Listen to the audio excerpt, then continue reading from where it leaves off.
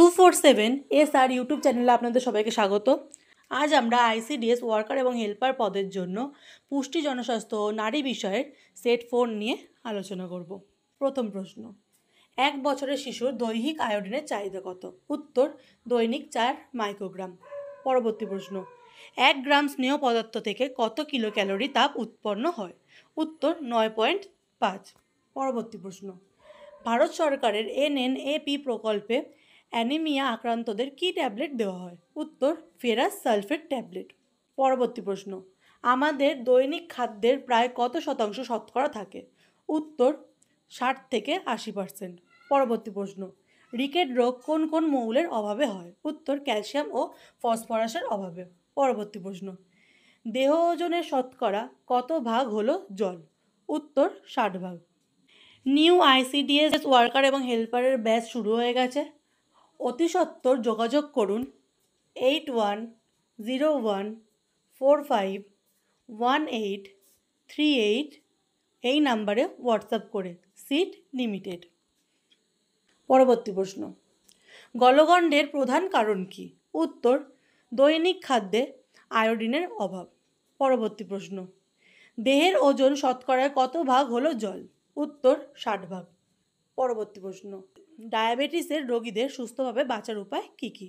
উত্তর, নিয়মিত ব্যায়াম, পরিমিত খাদ্যাভ্যাস ও ওষুধ খাওয়া। পরবর্তী প্রশ্ন, ভারতীয়দের ক্ষেত্রে শিশুর জন্মের সময় দেহের ওজন কত কম হলে তাকে কম ওজন সম্পন্ন শিশু বলে? উত্তর, 2.5 কিগ্রা। পরবর্তী প্রশ্ন, আমাশা কাকে বলে? উত্তর, পাতলা মলের সঙ্গে রক্ত ও শ্লেষ্মা ক্ষরণ হলে তাকে আমাশা বলে। পরবর্তী প্রশ্ন, আমাদের দেহে সঞ্চিত গ্লাইকোজেনের পরিমাণ কত?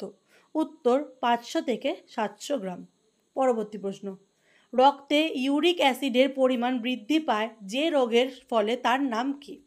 উত্তর, গেটেবাত। পরবর্তী প্রশ্ন, ভাতে প্রোটিনের মাত্রা কত থাকে? উত্তর, 7 থেকে 8 গ্রাম। পরবর্তী প্রশ্ন, দেহে পটাশিয়ামের অভাবে যে রোগ দেখা দিতে পারে তার নাম কি? উত্তর, কোষ্ঠকাঠিন্য। পরবর্তী প্রশ্ন, রুটিতে প্রোটিনের মাত্রা কত থাকে? উত্তর, 10 থেকে 12 গ্রাম। পরবর্তী প্রশ্ন, পুরুষদের ক্ষেত্রে মেদ বৃদ্ধি ঘটে কত বছর বয়সে? উত্তর, 30 থেকে 35 বছর বয়সে। মাখনে প্রচুর পরিমাণে কোন ভিটামিন পাওয়া যায়? উত্তর, ভিটামিন A ও D। পরবর্তী প্রশ্ন, আমাদের দেহে পুষ্টি ক্রিয়াকে ভাগ করা যায় প্রধানত কয়টি পর্যায়ে? উত্তর, 5টি পর্যায়ে। পরবর্তী প্রশ্ন, কাগজি লেবু, কমলা লেবু, টমেটো ইত্যাদি থেকে কোন ভিটামিন পাওয়া যায়? উত্তর, ভিটামিন C। পরবর্তী প্রশ্ন, দেহ পরিপোষক খাদ্যের উদাহরণ দাও। উত্তর, প্রোটিন। পরবর্তী প্রশ্ন, ঢেঁকি ছাঁটা চালে কোন ভিটামিন পাওয়া যায়? উত্তর, ভিটামিন B। পরবর্তী প্রশ্ন, দেহ সংরক্ষণ খাদ্যের উদাহরণ দাও। উত্তর, ভিটামিন।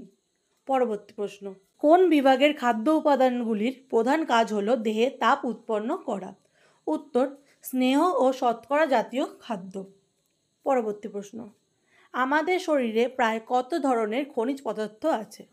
উত্তর, 24 ধরনের। পরবর্তী প্রশ্ন, খাদ্যশস্যে সর্বাপেক্ষা বেশি মাত্রায় কোন ভিটামিন পাওয়া যায়? উত্তর, ভিটামিন E।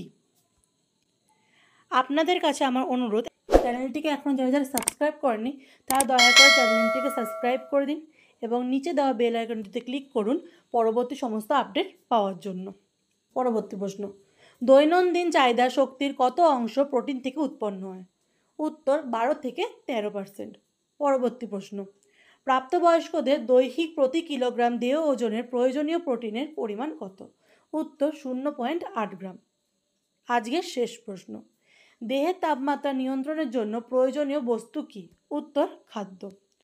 আজকে এইটুকুনি, আবার আপনাদের সাথে দেখা হবে পরবর্তী ভিডিওতে। জয় হিন্দ।